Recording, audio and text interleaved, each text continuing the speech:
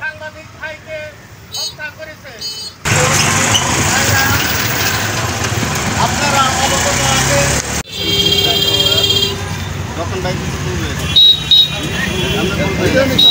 সে সত্য প্রকাশ করতে যায় তখনই তার উপরে নির্মমভাবে আক্রমণ চলে আসে, তাকে নির্মমভাবে হত্যা করা হয়। সত্য প্রকাশ করাই যদি সাংবাদিকের অপরাধ হয়ে থাকে তাহলে সাংবাদিক কি মিথ্যা প্রকাশ করবে? না, সাংবাদিকের কাজই হচ্ছে সত্য প্রকাশ করা।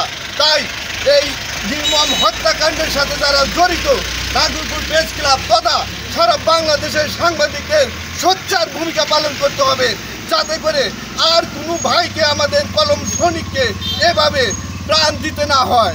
আমি নাগরপুর প্রেস ক্লাবের পক্ষ থেকে তীব্র নিন্দা এবং প্রকৃত দোষীদের দৃষ্টান্তমূলক শাস্তির দাবি করছি। ধন্যবাদ সবাই। বন্ধুরা, আমরা অত্যন্ত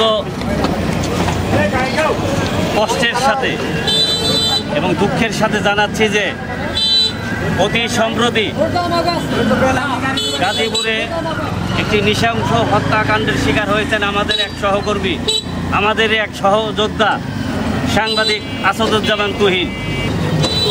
আমরা 5 আগস্টের পর ফ্যাসিস্ট সরকার বিদায় হওয়ার পর আমরা ভেবেছিলাম যে দেশ এখন নতুন আঙ্গিকে নতুনভাবে আমরা কাজ করব, সমস্ত লোক যার যার প্ল্যাটফর্ম থেকে নিরাপদে থাকবে। কিন্তু দুঃখের বিষয় এই যে এখনও আমরা নিরাপদ না।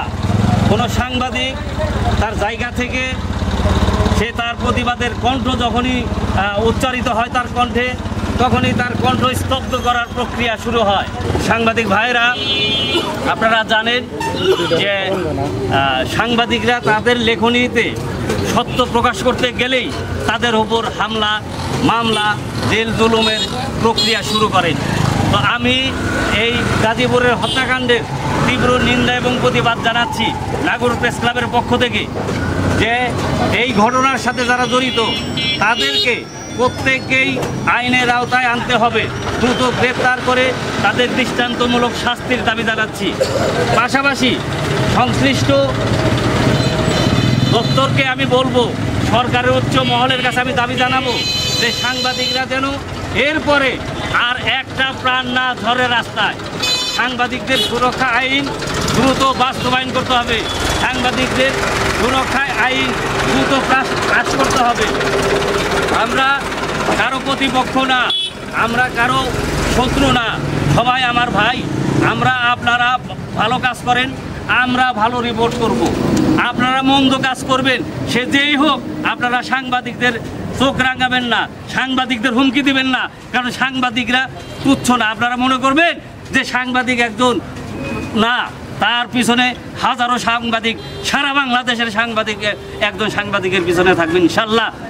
তো সেই কারণে সকলকেই আমি বলবো যে আপনারা যার যার জায়গায় থেকে সাংবাদিকদের পাশে থাকেন, সাংবাদিকদের সুরক্ষা দেন। দেশ এবং জাতি গঠনে সাংবাদিকদের ভূমিকা রয়েছে।